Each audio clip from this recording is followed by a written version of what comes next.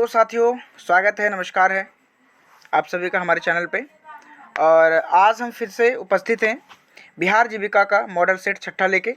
हम लोगों ने टोटल 5 मॉडल सेट्स कर लिया था, और जो कि बहुत ही वीवीआई है बिहार बोर्ड ये जीविका के एग्ज़ाम को देखते हुए। और आज हम लोग छठा मॉडल सेट को लेके प्रेजेंट हुए हैं, तो अच्छा रिस्पांस मिल रहा है आप सभी का। तो आज आइए हम लोग छठे मॉडल सेट को सॉल्व करते हैं। वीडियो में बने रहिएगा, और जिस तरह आप हमारे पहले वीडियोस पर प्यार दे रहे हैं उसी तरह से आप इस पर भी देते रहिएगा, है ना। तो आइए, हमारा पहला जो क्वेश्चन कहता है कि ग्रामीण विकास में पंचायती राज की क्या भूमिका होती है। तो क्या भूमिका हो सकती है? केंद्र से योजनाएं चलाना, गांव में शासन और विकास करना, कर संग्रह करना, और लास्ट एक न्यायालय चलाना। तो यहाँ अगर आप ऑप्शन बी के साथ जा रहे हैं, गांव में शासन और विकास करना, तो ये बिल्कुल ही सही उत्तर है। इसका राइट आंसर बी हो जाएगा। अगला कहता है कि एनआरएलएम का पूर्ण रूप क्या है। तो एनआरएलएम का पूर्ण रूप क्या हो सकता है? National rural legal mission, national rural legal mission, national rural livelihood mission, national revenue and livelihood mission, national rural labour mission. क्या हो सकता है इसका राइट आंसर? तो दो का अगर आप जा रहे हैं ऑप्शन बी के साथ, नेशनल रूरल लाइवलीहुड मिशन के साथ में, तो ये बिल्कुल ही सही उत्तर है। अगला कहता है कि बिहार ग्रामीण आजीविका संवर्धन सोसाइटी किस नाम से जानी जाती है। बिहार ग्रामीण आजीविका संवर्धन सोसाइटी की बात कर रहा है, और कहता है कि किस नाम से जाना जाता है। इसको क्या बोलते हैं? इसको क्या बोलेंगे? जीवीएस बोलेंगे, या फिर जीविका, या फिर जीवन संजीवनी, या फिर ग्राम विकास मिशन। क्या होगा 3 का सही उत्तर? तो 3 का अगर सही उत्तर यानी कि बी के साथ जा रहे हैं तो बिल्कुल ही सही उत्तर है, ये जीविका के नाम से जाना जाता है ना। नेक्स्ट अगला कॉलम को मिलान करना है। एक कॉलम में है सरकारी योजना, दूसरे में मुख्य उद्देश्य क्या है उसका। तो पहली सरकारी योजना कहते हैं कि पीएमईजीपी, यानी कि पीएमईजीपी ये क्या है? तो छोटे उद्योग की सब्सिडी युक्त ऋण है। डीआईडीएफ योजना, ये डेयरी विकास हेतु वित्तीय सहायता योजना है। उसके बाद डीएनएनएच, यानी कि डीएनआरएलएम, ग्रामीण महिलाओं को एसएचजी के माध्यम से सशक्त करना। या फिर स्टैंड अप इंडिया, यानी कि एससी एसटी और महिला उद्यमियों को बैंक ऋण उपलब्ध कराना। क्या है इसका सही उत्तर? 4 नंबर का क्या सही उत्तर हो सकता है बताइए। अगर आप 4 नंबर का 1 के साथ जा रहे हैं, यानी कि A1 B2 C3 D4, तो बिल्कुल ही सही उत्तर। वीडियो को लाइक करते चलिएगा। अगला स्वरोजगार की अवधारणा किससे संबंधित है? सरकारी नौकरी बिल्कुल नहीं, निजी कंपनी आई थिंक बिल्कुल ही नहीं, स्वयं की आजीविका चलाना ये बिल्कुल सही होगा। अगर बी के साथ जा रहे हैं, ऑप्शन बी के साथ, तो बिल्कुल ही सही है। विदेश जाना ये तो बिल्कुल ही गलत है। अगला है जीविका परियोजना की, यानी कि 6ठा नंबर का कथन मिलाना हमें। जीविका परियोजना को बिहार में लागू करती है। जीविका केवल खेती से संबंधित कार्यों पर केंद्रित है, बताइए। तो जीविका परियोजना क्या है? जीविका परियोजना को बिहार में BRLPS लागू करती है, यानी कि Bihar rural livelihoods promotion society ये लागू करती है। ये तो बिल्कुल सही है, लेकिन ये जो कह रहा है कि जीविका केवल खेती से संबंधित कार्यों पर केंद्रित है, तो ये बिल्कुल ही गलत है। तो यहाँ ऑप्शन देखते हैं, हमारा एक ही कथन सही है, तो केवल कथन एक सही है, यही बिल्कुल सही होगा। अगर आप ऑप्शन ए के साथ जा रहे हैं तो बिल्कुल ही सही है, 6 का ए ही होगा। नेक्स्ट, आजीविका संवर्धन में वैल्यू चेन डेवलपमेंट का क्या प्रमुख उद्देश्य होता है? लागत बढ़ाना और मूल्य नियंत्रण करना, सभी कच्चे माल को आयात करना, उत्पादक से उपभोक्ता तक की प्रक्रिया को मजबूत और लाभकारी बनाना, केवल सरकारी मूल्य निर्धारण करना। केवल आ गया, ये तो बिल्कुल ही गलत है। सभी कच्चे माल को आयात करना ये तो हो ही नहीं सकता। लागत बढ़ाना और मूल्य नियंत्रण ये बिल्कुल गलत है ना। तो 7 का अगर आप ऑप्शन सी के साथ जा रहे हैं तो बिल्कुल सही, उत्पादक से उपभोक्ता तक प्रक्रिया को मजबूत और लाभकारी बनाना, यही सही उत्तर होगा। अभी 8 नंबर का 73वें संविधान संशोधन अधिनियम 1992 का मुख्य उद्देश्य क्या था, है ना। पंचायतों को पूरी तरह समाप्त करना, ये तो बिल्कुल नहीं है, मेरे ख्याल से ये नहीं होगा। उसके बाद पंचायतों को संवैधानिक दर्जा देकर उन्हें सशक्त बनाना, ये सही हो सकता है। ग्राम प्रधान की भूमिका खत्म करना, ये तो बिल्कुल नहीं होगा। केवल नगर पालिकाओं को सशक्त बनाना, इसमें केवल है तो ये बिल्कुल ही नहीं होगा। तो यहाँ पे ऑप्शन जो हमारा पॉजिटिव लग रहा है वो बी लग रहा है कि पंचायतों को संवैधानिक दर्जा देकर उन्हें सशक्त बनाना ही इसका क्या मुख्य उद्देश्य था, वो भी 1992 अधिनियम 73। अगला, मनरेगा में मजदूर और सामग्री अनुपात वेज मटेरियल रेशियो का कितना निर्धारित किया है? 50-50, 60-40, 40-60 और 70-30। बताइए क्या होगा? अगर ऑप्शन आप बी के साथ जा रहे हैं 60-40, तो ये बिल्कुल ही सही है।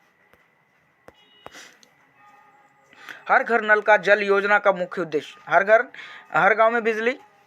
यहाँ देख लीजिए, पहले क्वेश्चन कहता है कि हर घर नल का जल की बात कर रहा है, तो यहाँ पे हर घर बिजली, ये तो होगा ही नहीं। सभी घरों में पाइपलाइन से शुद्ध पेयजल पहुंचाना, ये थोड़ा सही लग रहा है। खेतों की सिंचाई के लिए बोरिंग, बिल्कुल नहीं होगा। नहरों की खुदाई के लिए करना, ये भी बिल्कुल नहीं। तो अगर आप ऑप्शन बी के साथ जा रहे हैं तो बिल्कुल ही सही उत्तर होगा, है ना।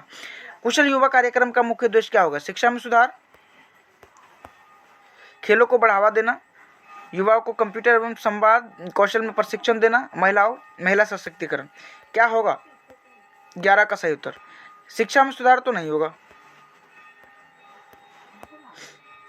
खेलों को बढ़ावा देना, ये भी बिल्कुल नहीं होगा। महिला सशक्तिकरण, ये तो होगा ही नहीं। तो युवाओं को कंप्यूटर एवं संवाद कौशल में प्रशिक्षण देना, यही क्या है? केवाईपी का मुख्य उद्देश्य है। तो अगर आप 11 का सी के साथ जा रहे हैं तो बिल्कुल सही है option C. Bihar student credit card योजना के अंतर्गत ऋण की वापसी की प्रक्रिया कब शुरू होती है? कॉलेज में प्रवेश के साथ? नहीं। नौकरी मिलने के बाद? आई थिंक ये देखना पड़ेगा हमें। आगे देखते हैं। ऋण मिलने के 1 साल के बाद? नहीं होगा। अंतिम वर्ष के साथ? ये भी बिल्कुल नहीं। ये जो रिफंडेबल होता है वो नौकरी मिलने के बाद होता है। अगला 13 कॉलम को मिलाना है। एक कॉलम सामुदायिक गतिविधियां हैं और दूसरा लाभ एवं उद्देश्य। जल प्रबंधन समिति क्या है? सामूहिक रूप से पानी की व्यवस्था, एक ही सही होगा यही। स्कूल प्रबंधन समिति, विद्यालय के संचालन में 110 अभिभावकों की भागीदारी, यही होगा। महिला मंडल, सामाजिक मुद्दों पर महिलाओं की जागरूकता, ये होगा ही होगा। ग्राम विकास समिति, ग्राम स्तर पर योजनाओं की निगरानी, ये होगा ही होगा। ठीक है, तो इसमें देखिए ऑप्शन A1, B2, C3 और D4 ए के साथ जा रहे हैं तो बिल्कुल सही। 13 नंबर का ए ही बिल्कुल सही होगा। अगला कथन मिलाना है कि कथन एक कहता है कि राष्ट्रीय ग्रामीण आजीविका मिशन यानी कि NRLM का मुख्य उद्देश्य ग्रामीण महिलाओं को स्वयं सहायता समूह के माध्यम से आर्थिक रूप से सशक्त बनाना। आई थिंक ये सही है। यह योजना केवल अनुसूचित जातियों और जनजातियों तक ही सीमित है, ये गलत है। कथन दूसरा बिल्कुल गलत है। तो आप ऑप्शन देखते हैं, केवल कथन एक सही है तो ए ही इसका सही होगा, बी नहीं होगा। दोनों सही नहीं होगा, दोनों कथन गलत नहीं होगा, ए इसका सही होगा। अगला मुख्यमंत्री उद्यमी योजना को संचालित करने वाली मुख्य संस्था कौन सी है? मैं फिर से बता दे रहा हूँ कि वीडियो को लाइक करते चलिएगा, चैनल को सब्सक्राइब कर लीजिएगा और कितना सही जा रहा है आप कमेंट बॉक्स में जरूर कमेंट करके बताइएगा। तो मुख्यमंत्री उद्यमी योजना को संचालित करने वाली मुख्य संस्था कौन सी है? उद्योग विभाग, बिहार ग्रामीण विकास मंत्रालय, शिक्षा विभाग और पंचायती राज विभाग। क्या होगा? अगर ऑप्शन आप ए के साथ जा रहे हैं तो 15 नंबर का मेरे हिसाब से यही सही होगा। ऑप्शन ए ही सही होगा 15 नंबर का, है ना। दिव्यांगजन पेंशन योजना के लिए पात्रता में न्यूनतम दिव्यांगता प्रतिशत क्या होना चाहिए? दिव्यांगजन को पेंशन मिलने के लिए क्या उनकी पात्रता होनी चाहिए? न्यूनतम 20%, 30%, 40%, 50%। 16 नंबर का क्या होगा? 16 की बात करें तो सी हो जाएगा, वो 40% हो जाएगा, है ना। अगला असर्शन की बात करें, सामुदायिक संस्थाएं गरीबों में नेतृत्व और निर्णय लेने की क्षमता विकसित करती है। कारण, इन संस्थाओं में केवल सरकार द्वारा नामित अधिकारियों को निर्णय लेने का अधिकार है। ये तो बिल्कुल नहीं हो सकता, मेरे हिसाब से ऐसा नहीं है। 17 का क्या होगा? दोनों कथन सही है और कारण कथन की सही व्याख्या करता है, ये नहीं होगा। दोनों कथन सही है लेकिन कारण कथन की सही व्याख्या नहीं करता, इसका बी सही उत्तर होगा। 17 नंबर का सी होगा सही। कथन सही है लेकिन कारण इसका गलत है। अगला 18 नंबर का कॉलम मिलाना है। सरपंच यानी कि पद है और यहाँ भूमिका है। तो सरपंच की क्या भूमिका होती है? ग्राम पंचायत का वो अध्यक्ष होता है। प्रधान की पंचायत समिति का मुख्य अध्यक्ष होता है। जिला अध्यक्ष जिला परिषद को नेतृत्व करता है, ठीक है। ग्राम सेवक पंचायत का सरकारी कर्मचारी होता है, ग्राम सेवक, है ना। तो बात करें 18 नंबर का, तो 18 नंबर का क्या सही होगा? A1, B2, C3 यही होगा मेरे हिसाब से। 18 नंबर का 20 इसका ऑप्शन सही होगा, है ना। सामुदायिक संस्थाओं में स्वयं सहायता समूह यानी कि सेल्फ हेल्प ग्रुप्स SHG का क्या महत्व है? वे केवल महिलाओं के लिए होते हैं। वे आर्थिक सशक्तिकरण और सामाजिक विकास के लिए काम करते हैं। ये थोड़ा सही लग रहा है। वे सरकारी अधिकारियों के लिए समूह है, ये बिल्कुल गलत लग रहा है। उनका कोई विशेष कार्य, यही भी नहीं होगा। केवल महिलाओं के लिए, आई थिंक 19 नंबर, नहीं 19, ये हो जाएगा 19 नंबर का। वे आर्थिक सशक्तिकरण और सामाजिक विकास के लिए काम करता है, ये 20 सही होगा।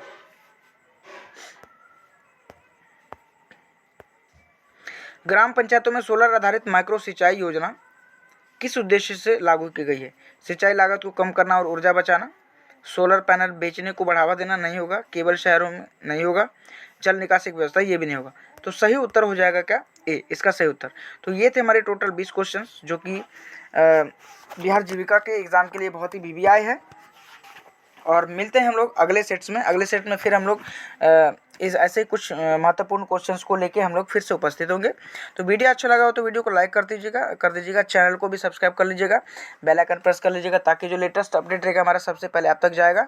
और कमेंट करके बताइए कमेंट सेक्शन में आपको कितना सही हुआ आपका। ठीक है, तब तक के लिए आज के लिए बहुत बहुत धन्यवाद।